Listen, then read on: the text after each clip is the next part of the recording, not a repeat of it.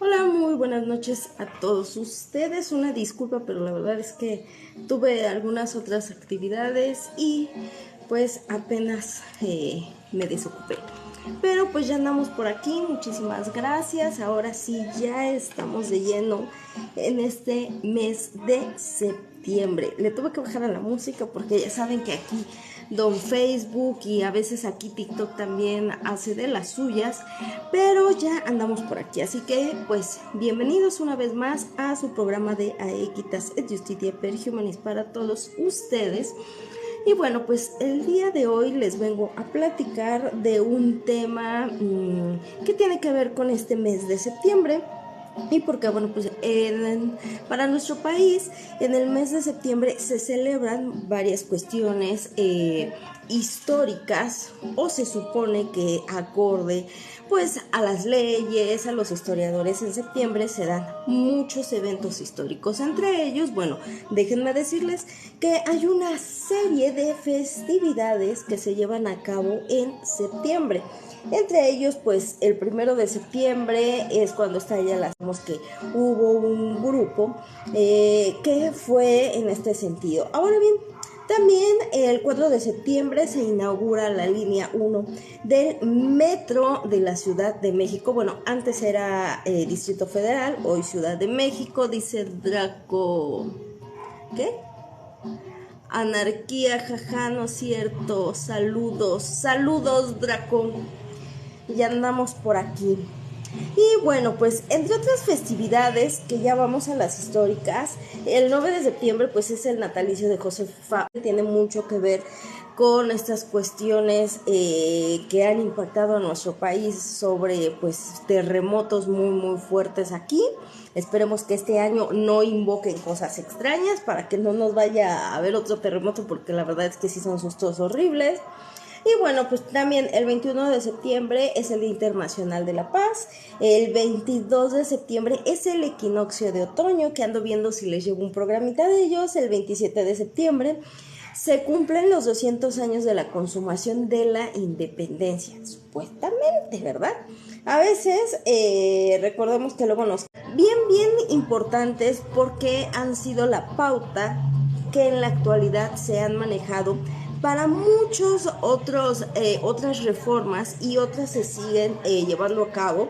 Sin embargo, muchas de estas leyes siguen siendo leyes fantasma, porque no se ha logrado todos sus objetivos. Sin embargo, en algunos otros sí se ha logrado el objetivo, y entre ellas, pues, como les decía, encontramos las leyes de reforma. Estas leyes de reforma, híjole, son bien importantes conocerlas para todos, no solamente para los que somos señoritas.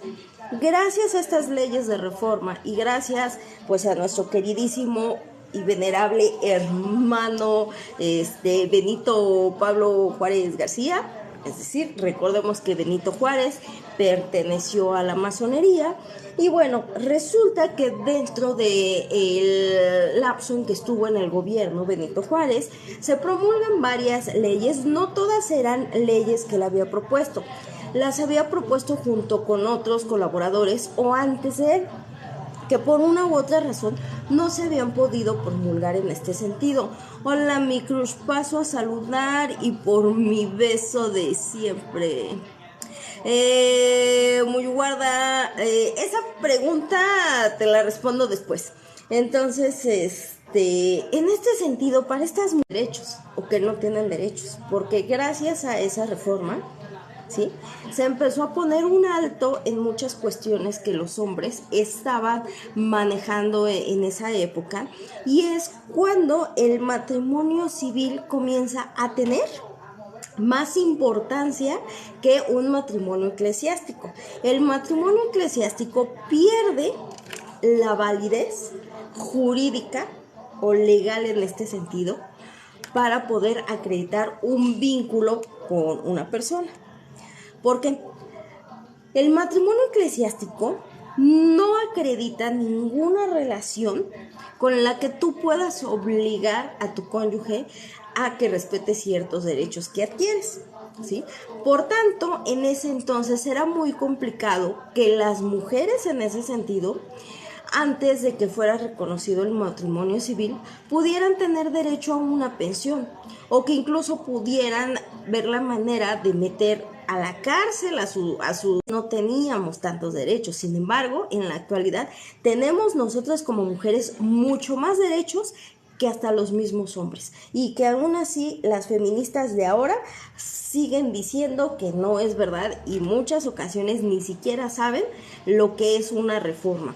Entonces, yo por eso quise hacer este programa, porque es el mes patrio, septiembre, y ya llegamos a septiembre, y conocer un poquito más de estos antecedentes, de qué sirven, ¿no? Y para que pues ustedes obviamente los conozcan, si les nace pues investigar más, obvio. Yo siempre lo he dicho, yo jamás he tenido, ni tendré, ni tengo la verdad absoluta, jamás tendré esa verdad absoluta. Sin embargo, pues yo como abogada, y aun cuando no fuera abogada, tengo la obligación de ponerme a estudiar para poder pues traerles capsulitas, traerles estos podcasts y poder platicarles del tema, porque si no se conoce, ¿cómo se va a poder platicar del tema? Y es muy interesante todo esto que hizo Juárez. Obviamente Juárez no era perfecto, Juárez no era el santo que dicen todos, porque Juárez pues tenía también ahí sus aspectos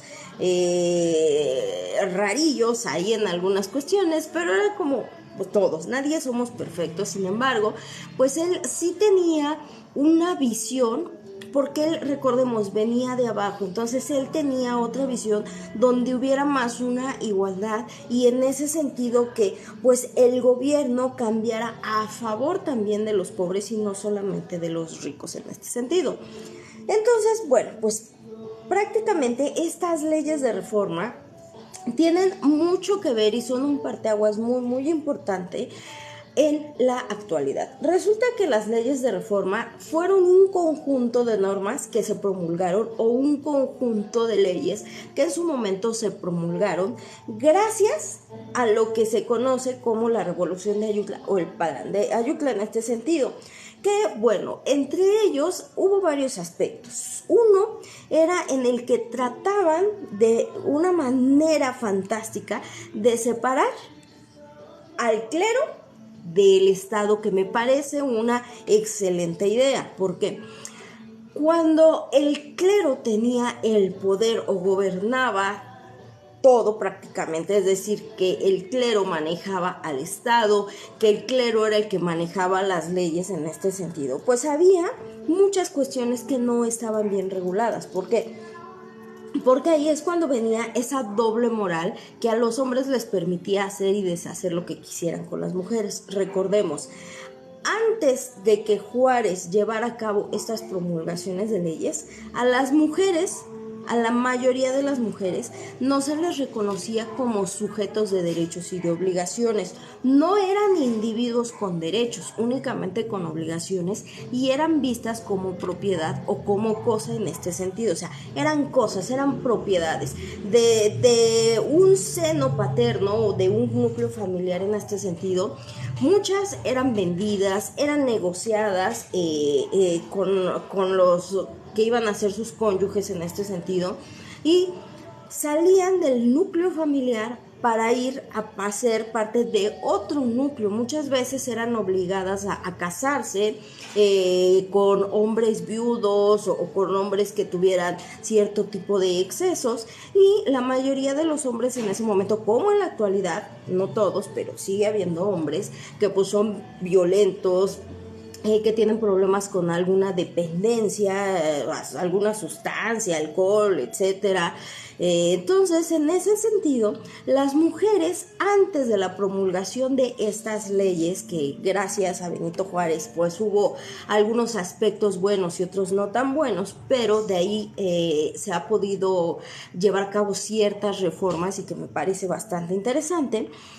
Pues cuando eran vistas como propiedad, pues obviamente no tenían derecho a opinar. O sea, las mujeres prácticamente eran criadas o enseñadas en sus núcleos familiares, pues a ser felices a los hombres, a tener hijos, a cuidar de la casa, a no opinar absolutamente nada. Y la mayoría de estas mujeres eran golpeadas, eran violentadas, y pues únicamente eran vistas como fábricas de bebés, ¿no?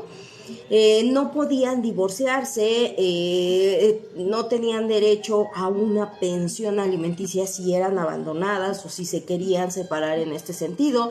Recordemos que también aquí las familias pues pactaban la cuestión del dote en este sentido.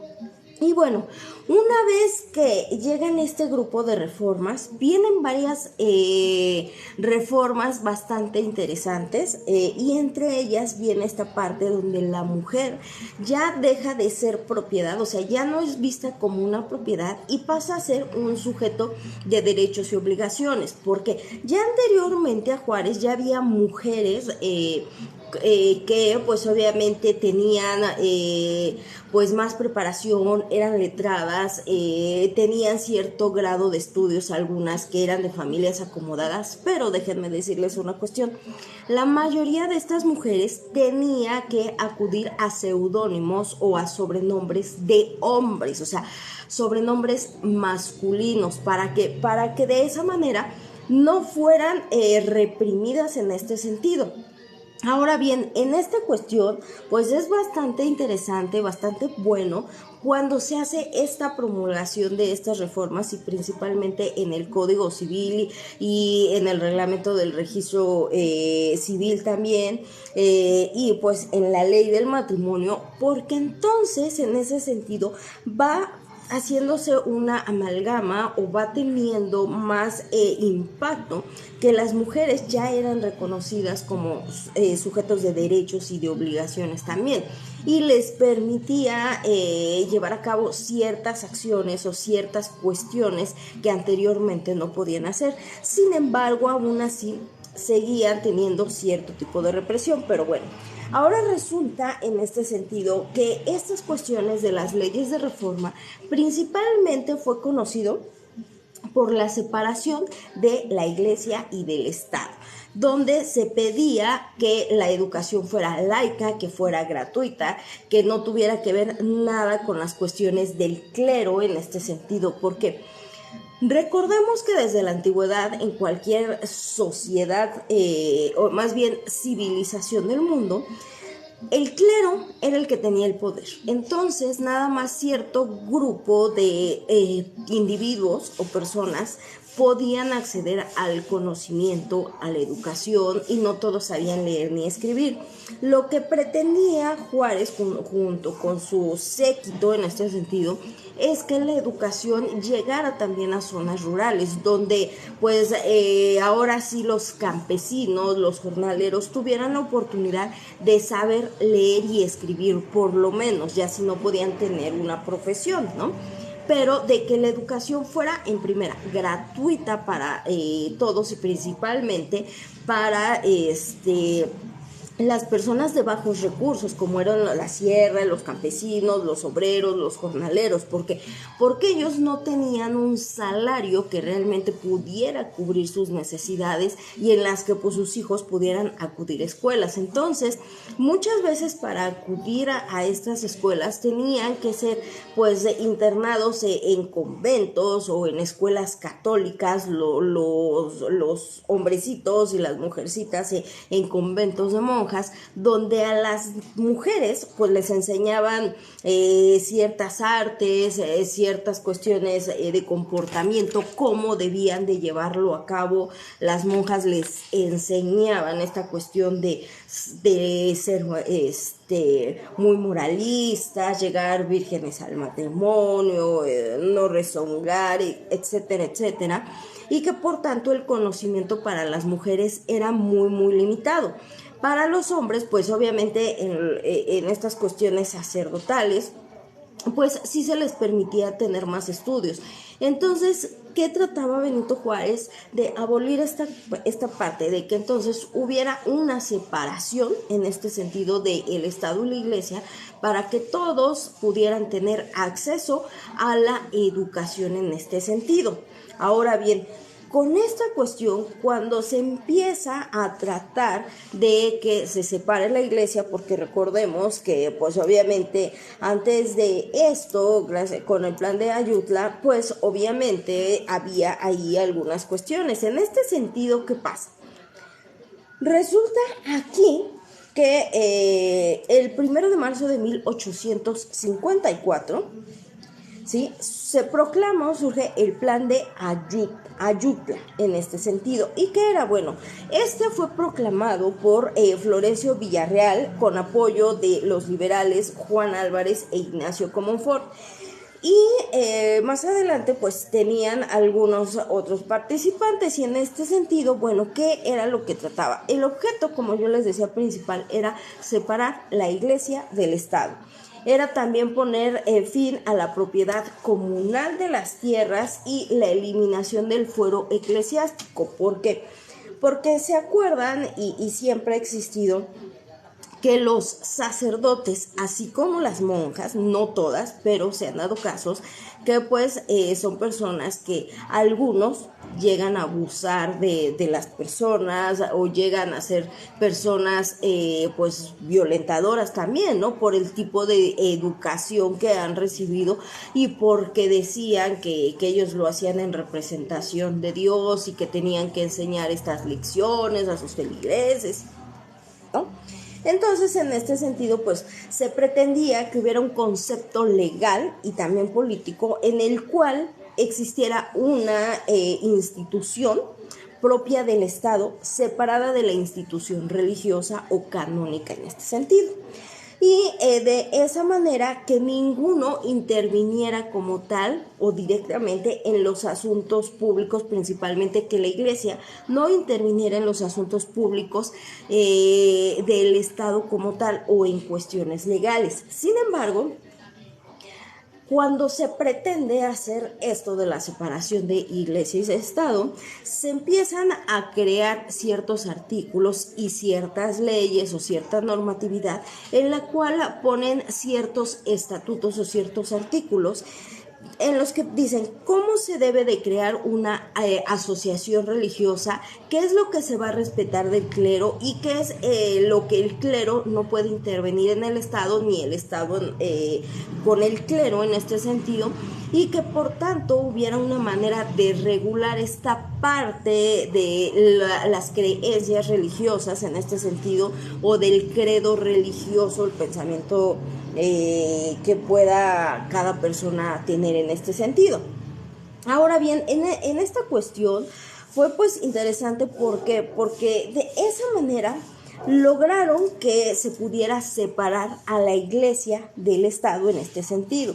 Ahora, gracias a Melchor Ocampo, Benito Juárez, Ignacio Comonfort, tuvo la oportunidad de que esta política o este pensamiento y esta iniciativa de reforma tuviera entonces mayor votación, y por tanto esta fuera activa en este sentido, o lo que se conocía como activa, y posteriormente promulgarse, porque no todas las leyes de reforma le tocaron a Benito Juárez, pero él, para poder ganar la simpatía tanto de los campesinos, de los jornaleros, como de muchos otros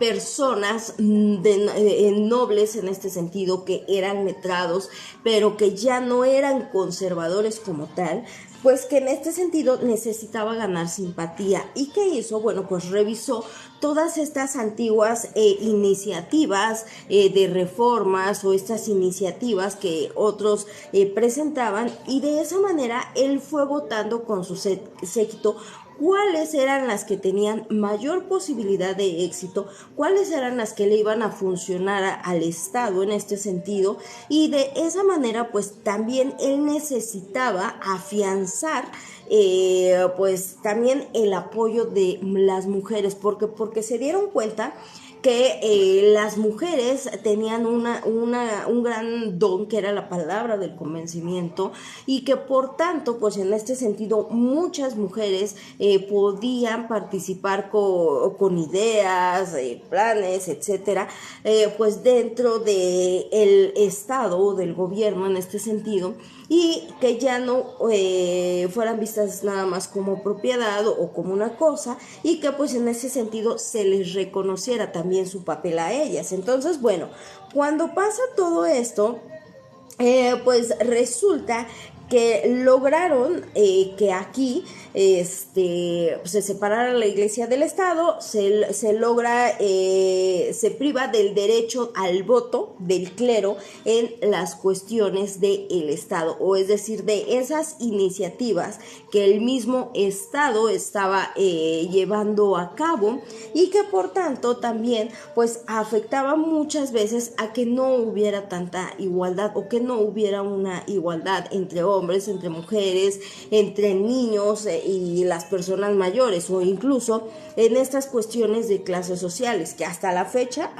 sigue habiendo clases sociales, aunque digan que no, claro que sí las hay, porque por el tipo de preparación, por el tipo de familia en la que pues uno nace, que si ya tiene negocios, pues tienen mayores posibilidades económicas que otros, algunos pues no tienen como muchas posibilidades de estudios, entre otras cuestiones. Entonces, lo que trataban aquí en este sentido es que la iglesia ya no tuviera ninguna participación en las cuestiones del Estado. Por tanto, aquí dentro de las promulgaciones de las leyes de reforma se da una que es la Ley Juárez, o la Ley de la Administración y de la Administración de Justicia y Orgánica de los Tribunales de la Nación del Distrito y sus territorios. Esta fue promulgada por Benito Juárez el 23 de noviembre de 1855. También encontramos la ley de la fragua en este sentido, o de la libertad de imprenta, que también es muy buena y que en su momento, en su época, fue buena para algunas cuestiones, pero que ahorita pues ya ha tenido muchas reformas en cuestión y por ejemplo entre ellos encontramos el artículo 6º de la Constitución Política de los Estados Unidos, o nuestra Carta Magna, que nos habla de el derecho de la libre expresión y cuáles son sus limitantes para poder ejercer ese derecho de la libre expresión y de la libertad de imprenta en este sentido. ¿Qué más? Bueno, pues en otra etapa pues resulta que también hubo un decreto que trataba de suprimir la coacción civil de los votos religiosos, es decir, que de esa manera no se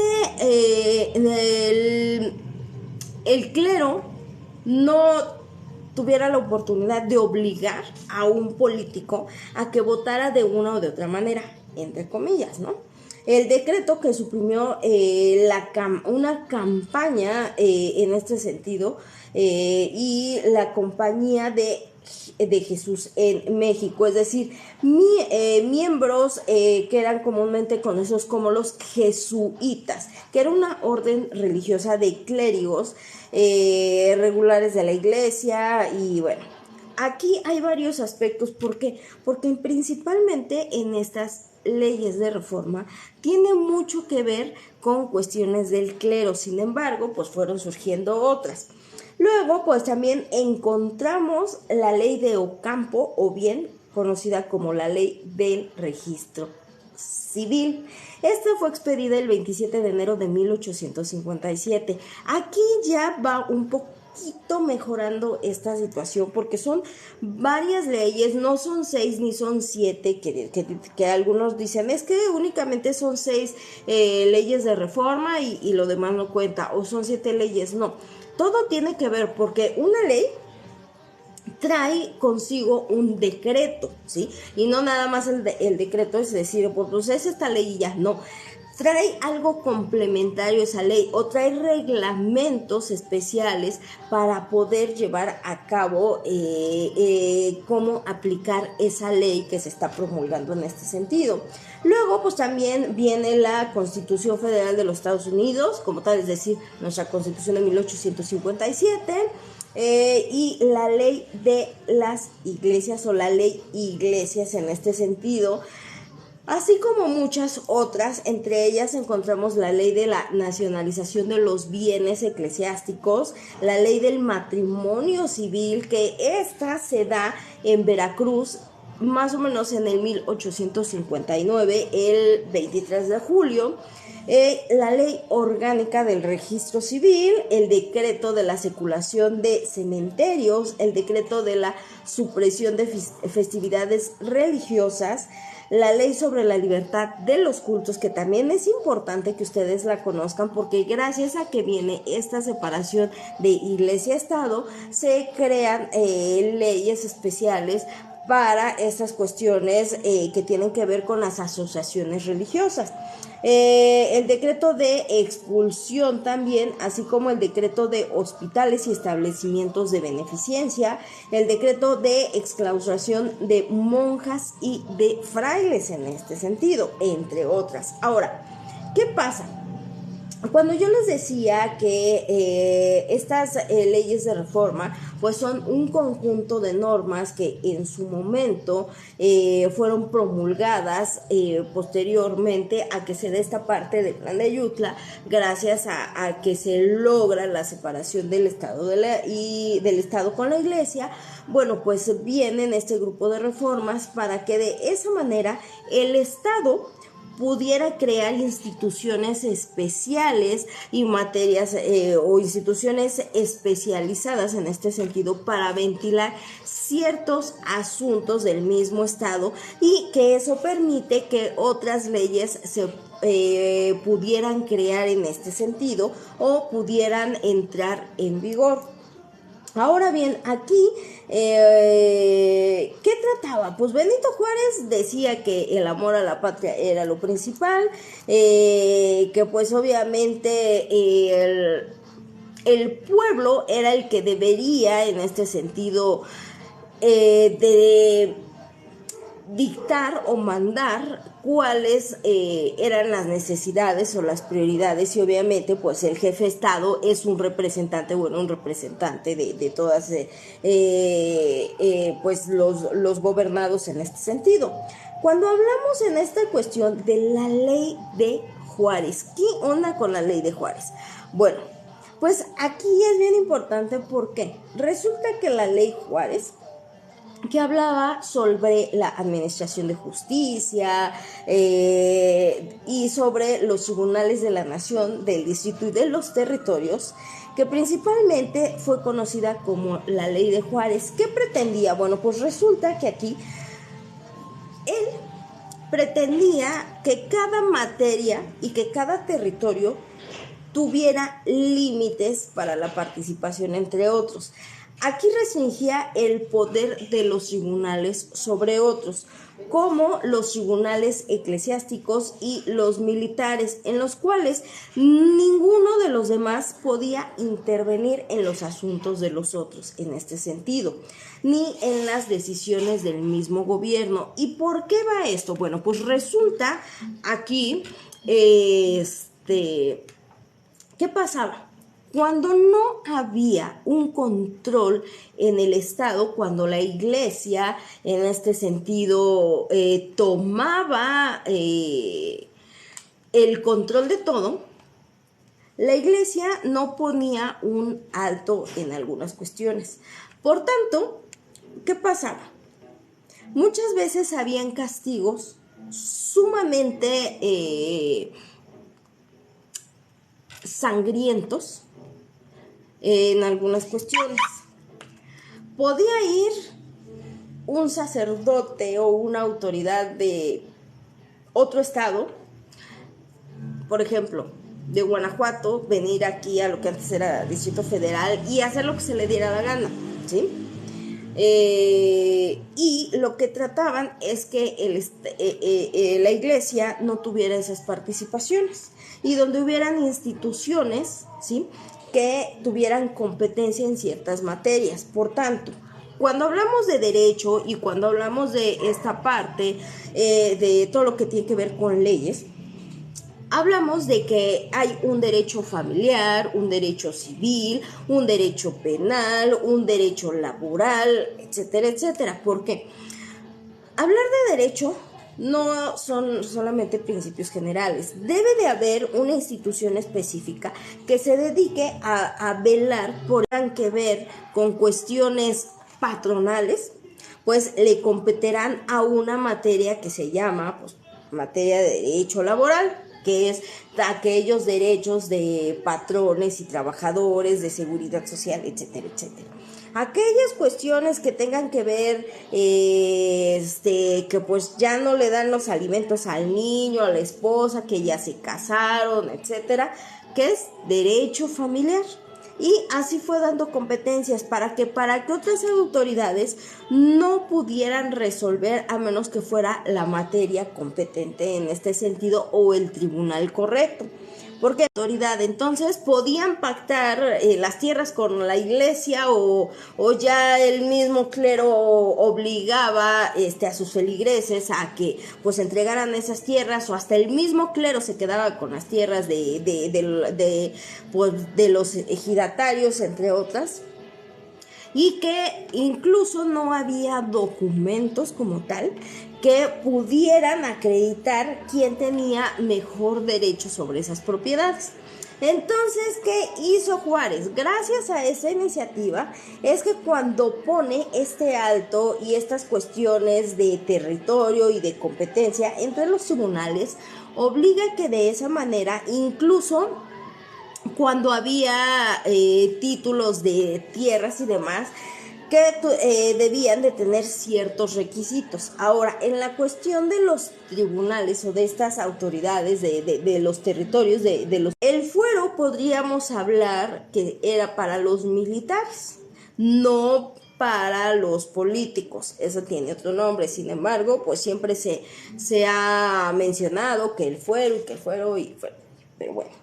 Entonces, los únicos que pueden juzgar en este sentido a los militares son los propios tribunales militares.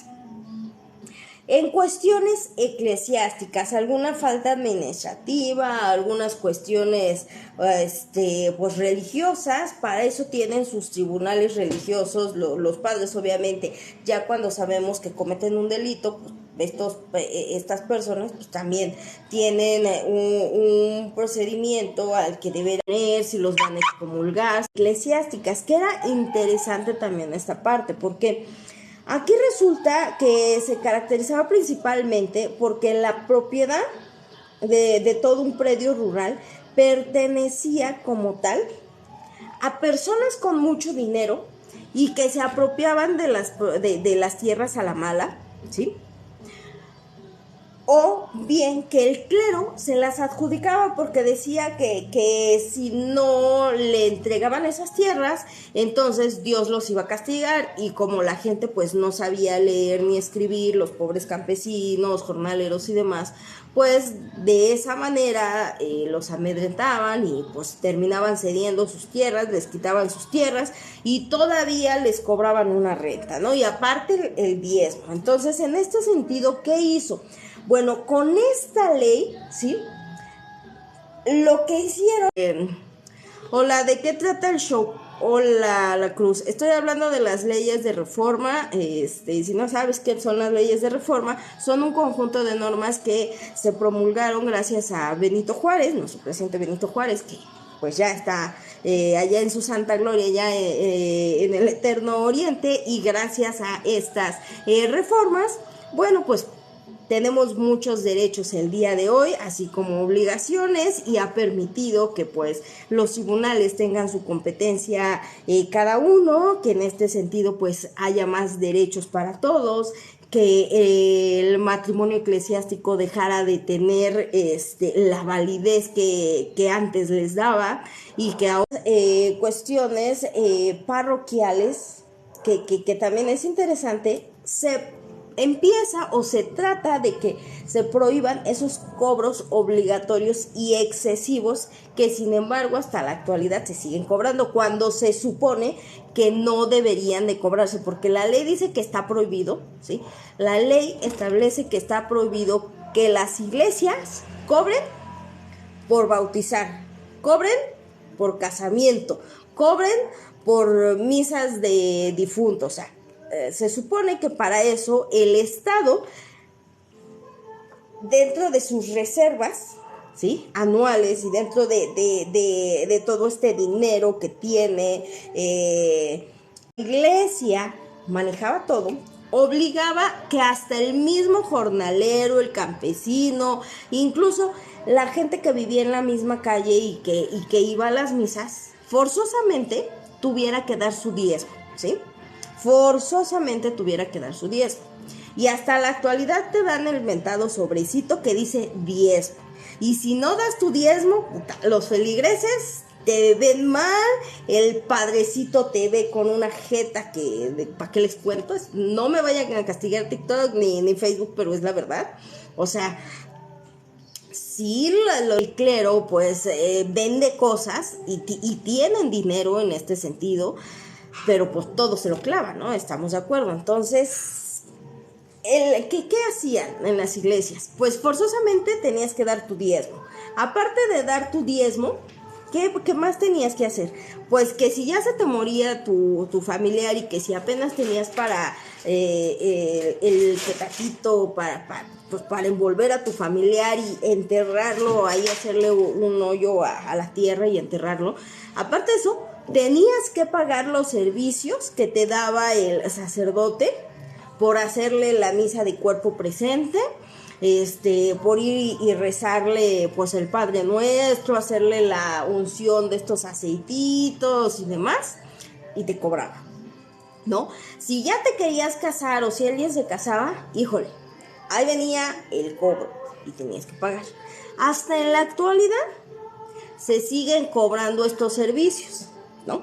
Cuando se supone que deberían de ser gratuitos. A mí me ha tocado ir a las iglesias, no mucho, pero sí he ido a las iglesias y yo me he percatado de esa cuestión, que te dan el sobrecito cada cierto tiempo para que pues pagues tu diezmo, des tu diezmo, ¿no? Y si no das tu diezmo, puta, pues Diosito ya te castigó, ya te mandó al infierno, ¿no?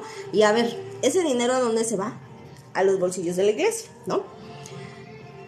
¿Qué más? Siguen cobrando los servicios. Ahora te dicen que no te cobran la misa, que te cobran pues por mantener limpio el lugar, porque no haya más personas, para no dejar entrar, que porque pues le van a poner las florecitas, que porque, ¿no? Pero te siguen cobrando de todos modos, aunque entre comillas se supone que pues los costos son más baratos, pues no es cierto, que son cuestiones como muy voluntarias, incluso sigues dando limosna, ¿no? Pero en cuestiones de servicios, lo que esta ley trataba era de que no tuvieran costo, que todo fuera gratuito. Desgraciadamente es algo que hasta la actualidad la iglesia está mal acostumbrada, porque pues la iglesia también tiene dinero. O sea, la iglesia pues te venden las medallitas de San Juditas, las estampitas, pues luego que los conventos de las monjas, pues que te van a vender que pues el rompopito, los postrecitos, o sea, venden cosas y la gente les compra cosas, ¿no? Y ese dinero, pues, ¿a dónde se va? A las arcas, pues, del Vaticano. Y desgraciadamente el Vaticano todo se lo quedan ellos, y a las pobres iglesias de aquí, pues, tienen que sobrevivir con lo que les da, entre comillas, ¿no? Pero bueno, pues en este sentido era lo que se pretendía, ¿no? Luego, después de eso, ¿qué otra ley de reforma viene? La ley del registro civil. Esta, ¿sí?, fue expedida en 1859. ¿Qué pasaba? Aquí, ¿sí?, trataba en este sentido de que hubiera un mayor control en cuanto a los registros de nacimiento, en cuanto a los registros de documentos que se tenían que expedir, como son actas de nacimiento, actas de defunción, actas de matrimonio, entre otras cuestiones que debe de brindar el Estado y no la iglesia. ¿Por qué? Todavía a mí me tocó ver, y fue caso aquí familiar, en el caso de una de mis abuelitas, que era la mamá de mi mamá.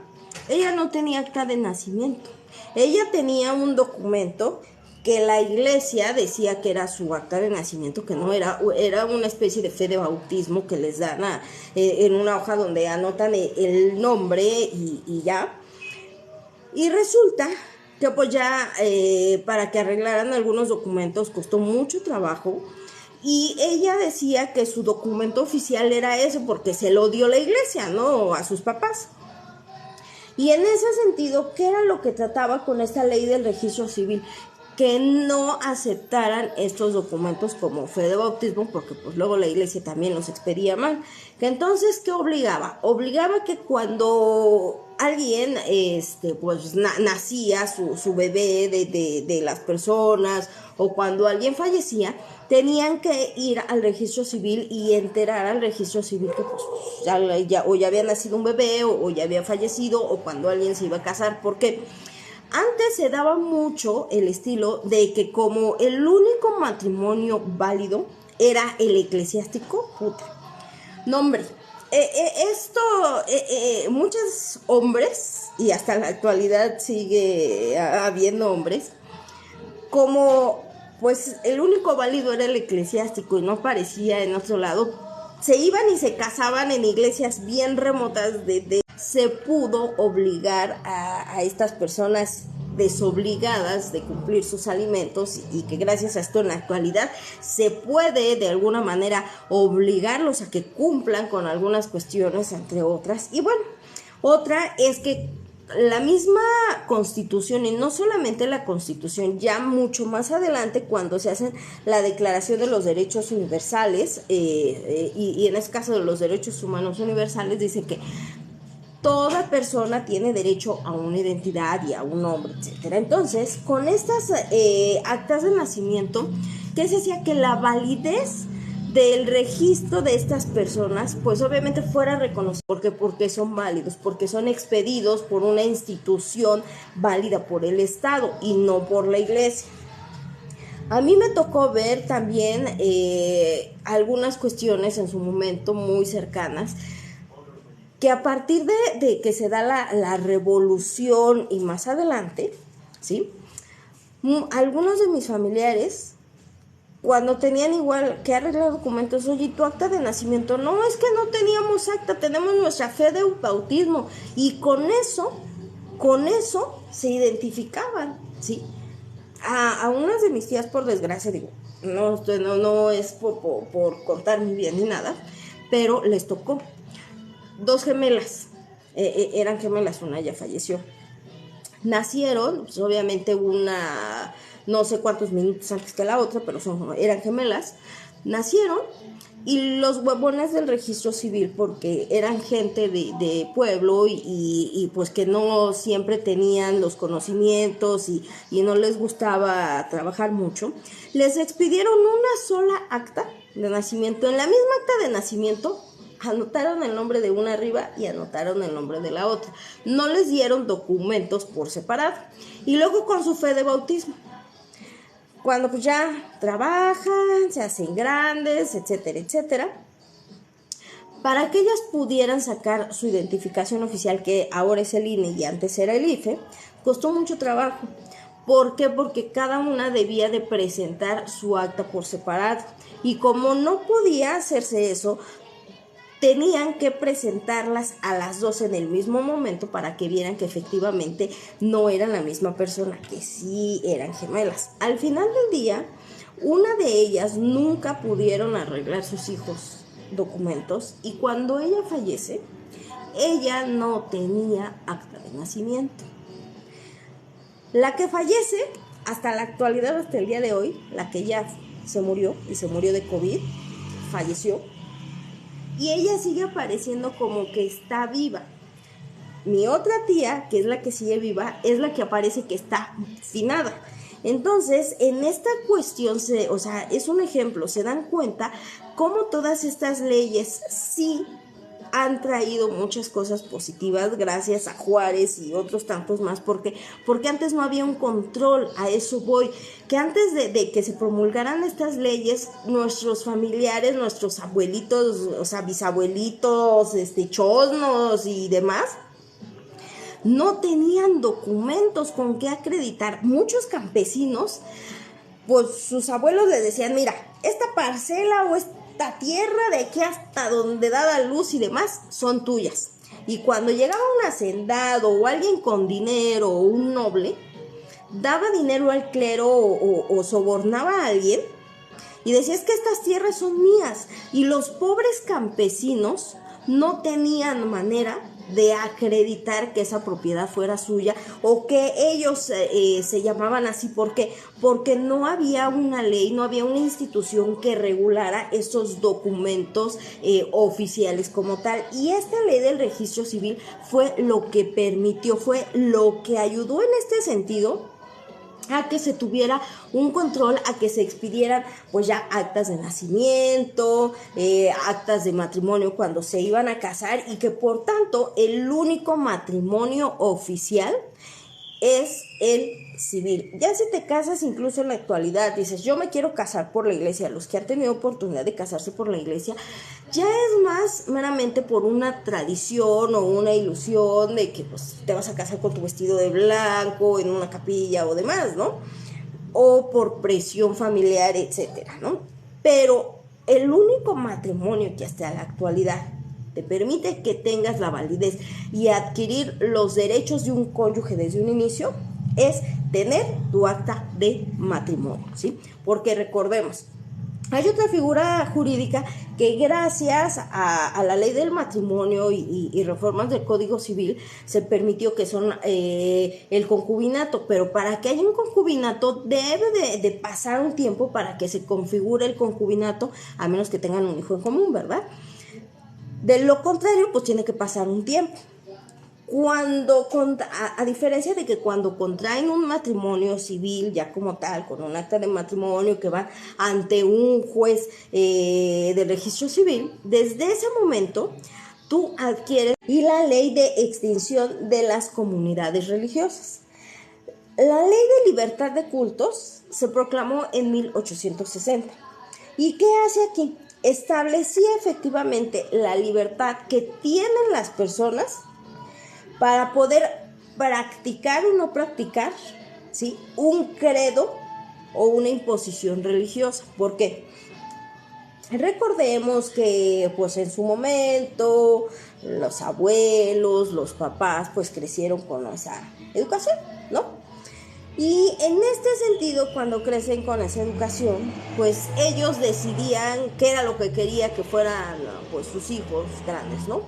Muchas de estas personas, no sé por qué, y sí me ha tocado ver que todavía hasta la actualidad es que yo quiero que, un ejemplo de ellos, que yo también conocí a una persona, es que yo quiero que seas sacerdote.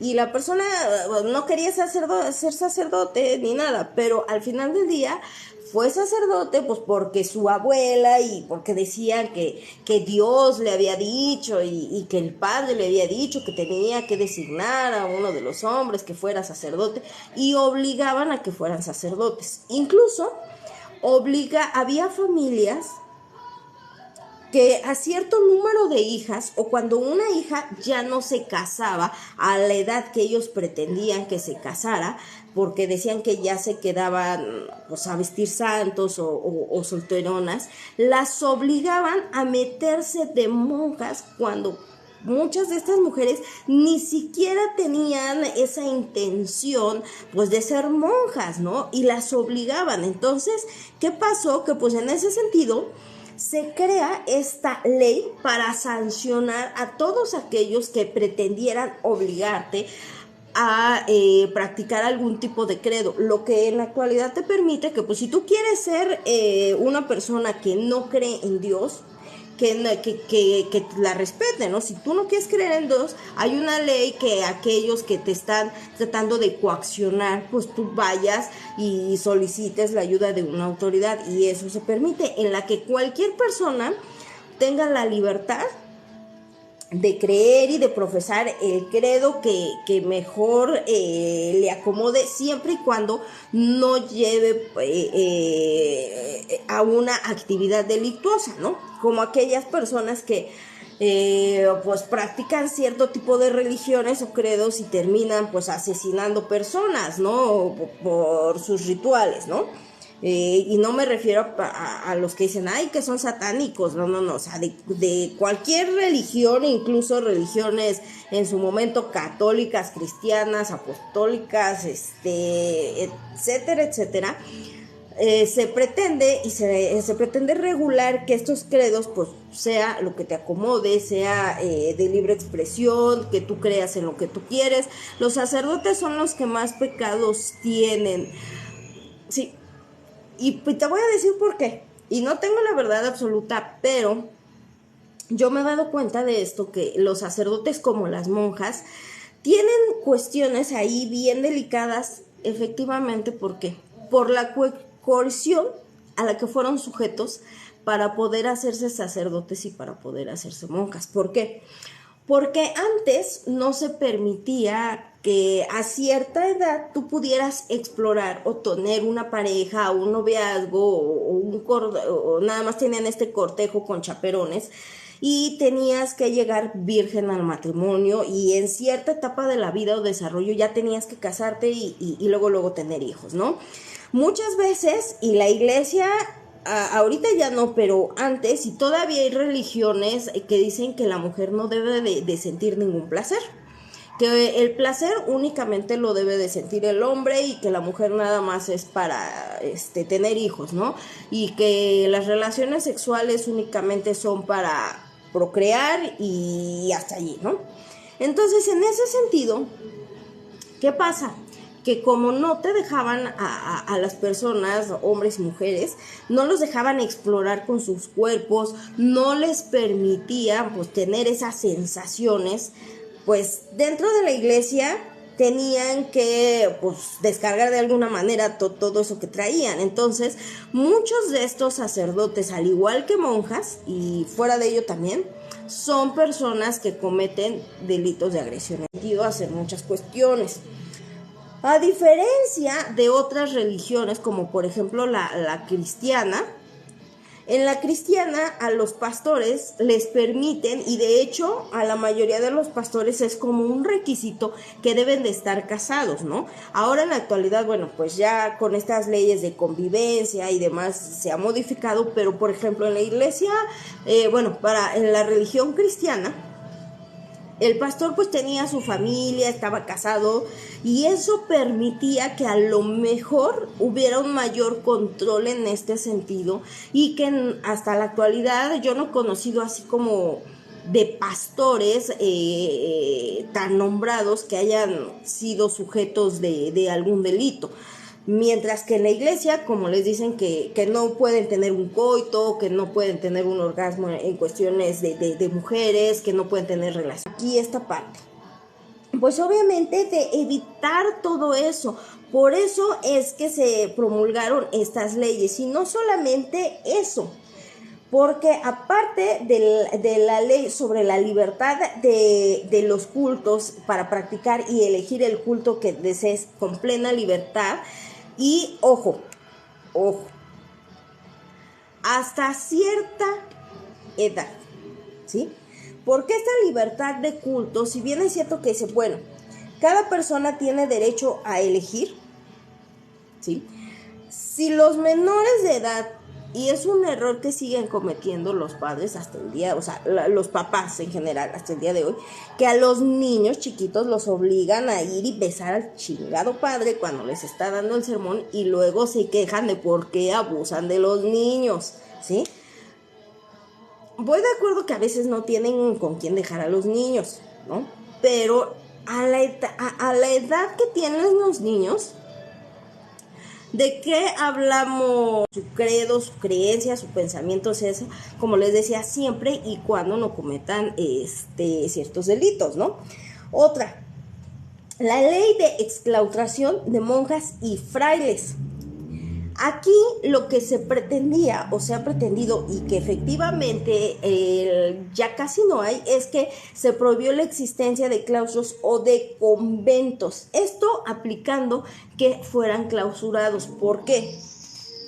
Recordemos que antes hay teorías muy interesantes sobre la tierra plana. Hablaremos de eso, vamos a seguir con las leyes de reforma. Y bueno, pues aquí se trata de que estos claustros dejaran de funcionar, para que de esa manera pues ya no hubiera estas escuelas religiosas tampoco, porque había mujeres que pues obviamente por su edad, porque no no las dejaban casarse o ya no alcanzaban a casarse, las forzaban a hacerse monjas, ¿no? Y otras eran pues también internados dentro de estos, recibieran una educación laica, gratuita y obviamente separada de las creencias religiosas, para que de esta manera no se contaminara su etapa de desarrollo ni de crecimiento de los jóvenes, y que para que en su momento tuvieran un mejor criterio y mejor preparación para que cuando llegaran a una edad de mayoría o ya a la mayoría de edad en ese sentido, y que en ese entonces los hombres para ser mayores de edad debían de tener por lo menos 22 años para considerarse mayores de edad, y las mujeres para ser mayores de edad debían de tener 21 años. Se consideraban que eran menores de edad a los hombres a los 21, y yo pues teníamos el horario nocturno. Sí nos enseñaban muchas cuestiones de teoría y otras, pero por ejemplo en estas cuestiones de leyes de reforma y todo esto no nos enseñaban mucho. ¿Por qué? Porque iba a haber más, sino que se les iba a determinar una cantidad cada cierto tiempo para el apoyo de estos servicios, y que aquella gente como pues campesinos, jornaleros o aquellos que no tenían un servicio médico o que no tenían las oportunidades de pagar un servicio médico pudieran acudir a estos hospitales y estos establecimientos de beneficencia, ¿no? Donde te iban a dar el servicio, donde te iban a dar los medicamentos o donde tú podías ir y que pues te iban. Hay comedores así en la actualidad, pero son comedores en zonas, híjole, que sí son zonas marginadas, la verdad, porque yo he ido por una u otra razón he tenido que conocer esos lugares. No me gusta mucho, pero es sentido, tuvo 4. Entre ellas, pues se dan los antecedentes de la reforma de Valentín Gómez Farías, que prohibían al clero o con los jornaleros en este sentido. Pues resulta aquí que ellos debían de darle casa a sus campesinos o a sus jornaleros en el tiempo en que estuvieran trabajando, ¿sí? Que en este sentido, pues, o no les cobraran o les cobraran mínimas cantidades, porque pues obviamente lo que les pagaban ni siquiera cubría sus necesidades y terminaban endeudadísimos y nunca podían irse a trabajar a otro lado, porque de los bienes del clero de las que ya hablamos, el matrimonio civil, el estado civil de las personas, la seculación de cementerios y los días festivos. ¿Qué pasaba? Resulta que en el matrimonio civil de 1859 se establece que el matrimonio religioso no tiene validez oficial, y ahorita les voy a platicar más de esto. El estado civil de las personas, ¿qué hablamos o qué es el estado civil de las personas? De acuerdo a esta ley de 1859 también, es donde se declaran los nacimientos y las defunciones como un contrato civil con el Estado. Es decir, que una vez, como yo se los decía, cuando una persona nace, estás obligado tú como ciudadano, ¿sí?, del territorio que tú estés ocupando, no importa si no eres mexicano de nacimiento o si eres inmigrante, no importa. Tú tienes que enterar al registro civil de que ya nació tu niño. Aun cuando no tengas documentos oficiales, no se puede negar a registrar un niño, pero es más complicado, ¿no?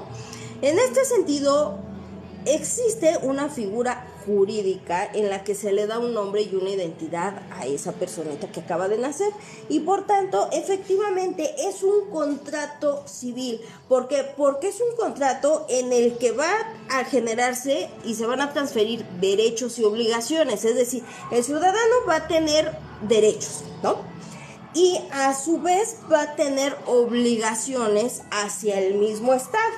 Ahora bien, cuando una persona fallece, pues obviamente ya no va a ser un sujeto de derechos y obligaciones como tal. ¿Por qué? Porque pues ya falleció. Y en ese sentido, su contrato social o su contrato civil en este sentido deja de tener esos efectos. Entonces, tienes que avisar cuando una persona fallece, tienes que avisar cuando una persona nace, tienes que avisar cuando te vas a casar para que tu matrimonio sea válido, que todavía en la actualidad hay matrimonios apócrifos porque luego hacen pasar personas que ni son jueces y dicen que son jueces y hacen todo el teatro ahí y resulta que sus actas a veces no son válidas, ya me tocó también a mí. Luego ahorita les cuento eso. La seculación de cementerios también de 1859. Aquí en esta cuestión, la nación es la que iba a disponer libremente de estos lugares para la inhumación de personas, independientemente del credo religioso, de su estatus económico. ¿Y qué permitía esta seculación de cementerios? Que así como iba a existir cementerios civiles o públicos, permitían que entraran particulares con una concesión especial para que pudieran tener sus cementerios particulares para las personas que tuvieran la posibilidad de pagar esos servicios, ¿no? Y que se les destinaban ciertos lugares o predios con ciertas características para que de esa manera también existieran cementerios particulares como hasta la actualidad y cementerios lo que les llaman públicos, ¿no? Y bueno, luego viene otro decreto dentro de estas reformas sobre los días festivos. Fíjense que aquí está interesante porque esos días festivos no son como en la actualidad. Obviamente sabemos que todo ha tenido sus reformas y muchas de estas para mal, porque gracias a nuestra presidente cabeza de algodón y todo el séquito y todos, y sin menospreciar la labor de estas personas que ahora hicieron este nuevo modelo educativo, híjole, tuvieron errores bien garrafales, ya no por las cuestiones de identidad de género, se atrevieron a cambiar las fechas oficiales, de verdad. O sea, entendemos que por los puentes y algunas otras cuestiones se han recorrido las fechas, pero para ello la ley establece ciertas fechas. Y sin embargo, aun cuando se pudieran recorrer, las fechas oficiales son las que están en la Constitución Política, así como en la Ley Federal del Trabajo. Y aquí en esta cuestión de este decreto, se establecía que fueran los domingos, es decir, en la Ley Federal del Trabajo ha tenido reformas, ¿sí? Entonces, antes la Ley Federal del Trabajo decía que tenían los trabajadores por lo menos un día de descanso a 6 días de trabajo. Entonces, aquí que decía en este decreto de días festivos, establecía que los domingos fueran días festivos y de descanso. También establecía los siguientes: el día de Año Nuevo, ese siempre se ha respetado. El jueves y el viernes de la Semana Mayor, o sea, jueves y viernes santo, ¿sí? El Ley Federal del Trabajo con pues ciertos derechos y ciertas obligaciones y por tanto que existieran días de descanso en los que los trabajadores los ocuparan para su recreación o lo que ellos quisieran. Y bueno, ¿a qué vamos? Resulta que dentro de estas leyes de reforma, que en su momento ya tendré oportunidad de hablar de cada una de ellas, la que a mí me interesó mucho más, aparte de la separación de iglesia y Estado, que me parece bastante buena hasta el día de hoy, ¿verdad? Pero que no siempre pues se ha llevado a cabo como tal, es sobre la ley del matrimonio civil. Porque de Google, entonces no me permitió descargar el código completo. Sin embargo, después de estarle todo el fin de semana rascándole y buscándole, encontré parte de este documento que tiene 8 hojas y que es un documento histórico original. Ley, y se los voy a leer el principio y ya lo demás se los voy a explicar. Ley del matrimonio civil, documento tomado del libro original, colección de las leyes de reforma expedidas por el exmo señor de Benito Juárez, presidente constitucional de la República. Y se tiene cierto periodo para que los estados fuera de ese territorio, si es una ley universal, la vayan adaptando, ¿sí? En este sentido, en cuestión de la ley del matrimonio civil, obviamente tenía que entrar en vigor en toda la República Nacional, es decir, en todo el país.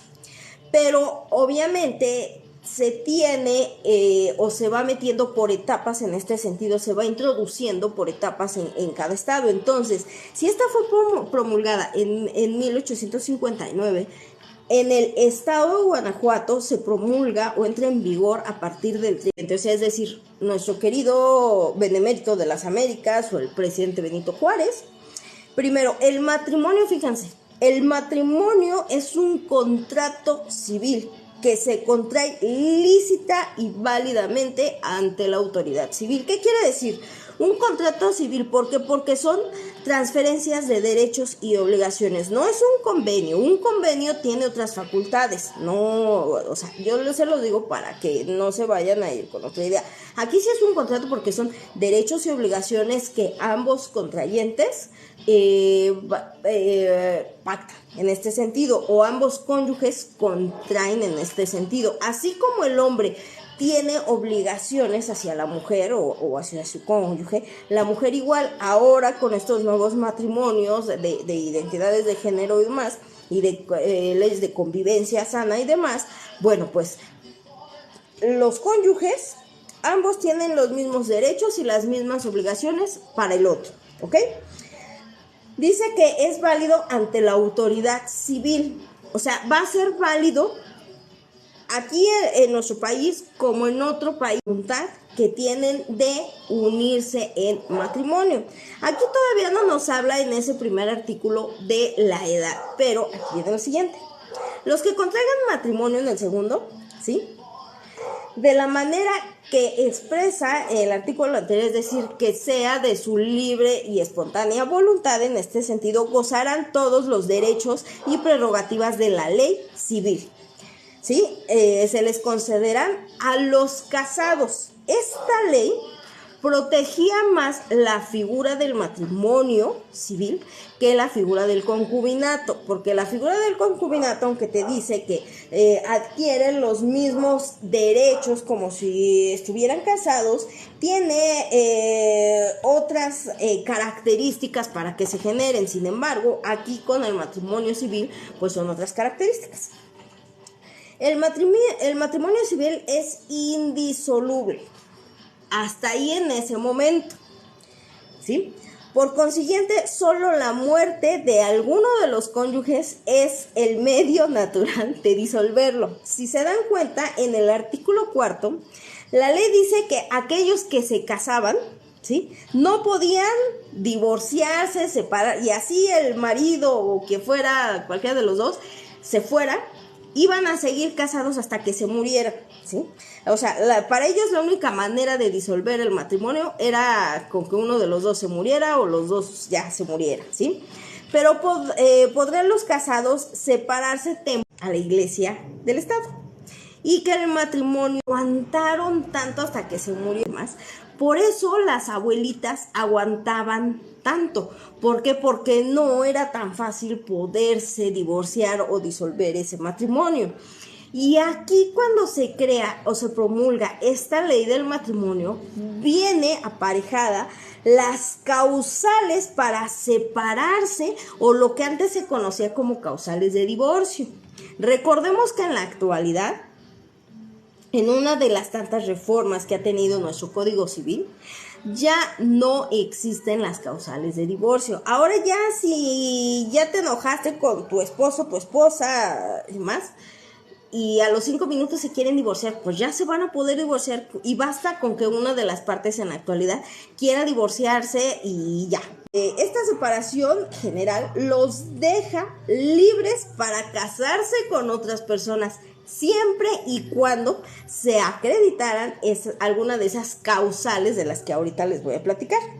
En los casos pues muy graves, ¿verdad? Pero la mayoría de las veces no se lograba en este sentido disolver estos matrimonios y seguían casados. Les digo, muchas de estas mujeres aguantaban que los hombres de mundo tuvieran más familias y más hijos, y no les quedaba de otra más que aguantar. ¿Por qué? Pues porque que con lo poco que les daban de gastos tenía que hacer milagros, le lavaba la ropa al hombre de mundo, aguantaba las borracheras aguantaba que la golpearan, o sea, aguantaba muchas cosas. Y para estas mujeres pues a veces decían, es que si yo me voy, ¿quién va a mantener a mis niños y demás, ¿no? Entonces también era complicado porque limitaba algunas cuestiones de las mujeres, aunque les reconocía derechos, les limitaba aún ahí. Artículo 6, y este es bien importante porque en ese momento decía, se necesita para contraer matrimonio la licencia de los padres, tutores o curadores, siempre que el hombre sea menor de 21 años y la mujer menor de 20, es decir, entre los 20 y los 21 años todavía se consideraban menores de edad los hijos. En la actualidad, recordemos que la mayoría de edad es a los 18 años, pero lo que casi nadie sabe es que aun cuando tienes la mayoría de los 18 años, no se te permite que lleves a cabo cierto tipo de negociaciones jurídicas o actos jurídicos hasta que llegues a los 21 años, pero bueno, eso ya será otra cosa. Pero en ese momento aún se les consideraba menores de edad a los jóvenes si se querían casar a esas edades, ¿no? Por padres efectos, se entenderá también que los abuelos tendrán esa facultad. Los tutores, cuando los hijos sean mayores de 21 años, podrán casarse sin la licencia de las personas mencionadas. O sea, te tenías que esperar pues a tener 22, 23 años para que tú pudieras contraer matrimonio libremente con quien tú quisieras, sin pedirle autorización a tus papás. En esta cuestión para contraer o no contraer matrimonio, ya no se permitía que existiera los matrimonios incestuosos en este sentido, o es decir, entre familiares dentro de hasta del tercer grado o cuarto grado. Si querías casarte con un familiar, pues tenía que ser un familiar lejano, pero no entre hermanos, ni primos, ni sobrinos, ¿no? Por cuestiones, ya no era por las cuestiones moralistas, como le llaman, o estos usos y costumbres, eran por cuestiones que sí se daban cuenta que habían alteraciones genéticas. Entonces trataban de regular estas anomalías también con que, y no es que hubiera represión o opresión como muchas veces la gente lo dice, no, sino que debían asegurarse que pues estos niños pues no trajeran tantas anomalías o estar su voluntad en el registro civil, pues obviamente que consten el nombre de los pretendientes, la edad, su domicilio, y ofrecer ciertos requisitos. También lo es que, como yo les decía, resulta, ¿sí?, que aquí había ciertas causales de separación y no todas eran causales para la obtención de un divorcio o de la disolución de un vínculo matrimonial, ¿ok? De acuerdo a su artículo 20 de esta ley de 1859, que en otro estado fue promulgada o entrada en vigor el 30 de agosto de 1960, resulta que las causales legítimas para el divorcio eran: 1. El adulterio, menos cuando ambos esposos se hayan hecho reos de este crimen. O sea, es decir, que ambos hubieran cometido este adulterio, pero cuando una de las partes y el otro hubiera sido fiel, pues bueno. O cuando el esposo prostituya a la esposa con su consentimiento. más en caso de que lo haga por la fuerza. Es decir, que aquí en este sentido, en este causal, si el hombre era el proxeneta, espero que TikTok no me vaya a castigar ni Facebook por estas palabras, pero que una de las partes de este matrimonio obligara a la otra a cometer actos de servicios o favores sexuales, es decir, que prostituyera a esta persona, y siempre que se acreditara que había sido obligado, podía ser motivo para solicitar el divorcio. Y obviamente era un proceso bastante largo hasta poder acreditar el concúbito con la mujer, tal que resulte contra el fin esencial del matrimonio. Es decir, que siempre que tú acreditaras que tu cónyuge, y más en el caso de las mujeres, que acreditaran que él tenía otra familia y que vivía cada ciertos días con otra mujer, etcétera, podías obtener el divorcio, ¿sí? Ahora, la inducción con la inducción al crimen, ¿sí? Luego, la crueldad excesiva del marido con la mujer o de esta con aquel. Principalmente lo que pretendía era hacia la mujer, ¿no?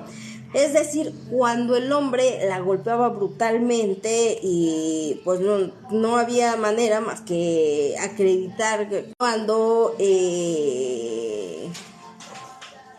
eran descubiertos por alguna infidelidad, algunas otras cuestiones, y trataban como de hacer ver que la loca era la mujer. El Tribunal Superior, a quien corresponda sustancialmente la apelación con citación a las partes e informes a la vista, que sea competente para confirmar o revocar la sentencia. La acción de adulterio es que fuera común del marido hacia la mujer. Para obtener la acción de este divorcio, pues obviamente era acreditar pues estas acciones.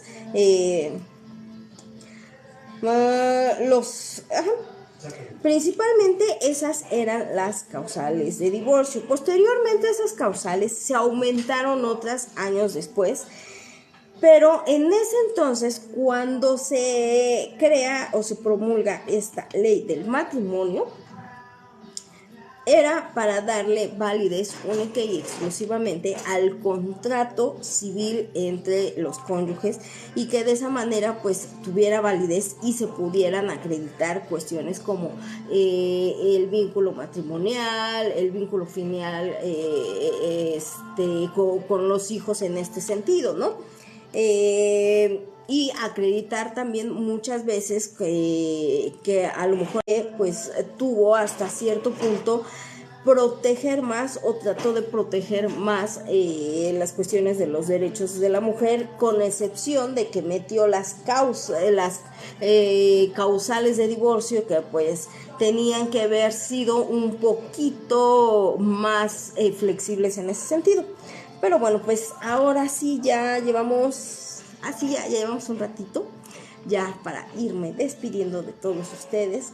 Estas fueron las leyes de reforma que nos encontramos. Ya en su momento pues les hablaré de la Constitución de 1857, la ley del matrimonio y también la ley del registro civil, de la que en algún momento pues ya les hablaré. Pero bueno, pues ahora sí ya estamos llegando, ya son las 10:12 minutos, ¿sí, verdad? Sí, son las 10:12 minutos. Es que en mi otra computadora tengo un horario distinto, de repente se cambian, entonces yo dije, ay, ya va a ser medianoche, ¿no?